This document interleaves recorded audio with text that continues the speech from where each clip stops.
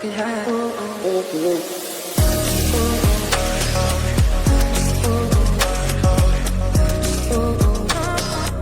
could have.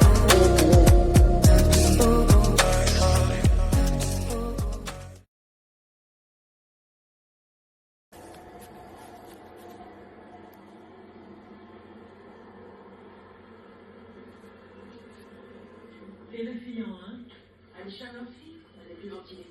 Et le type en 2,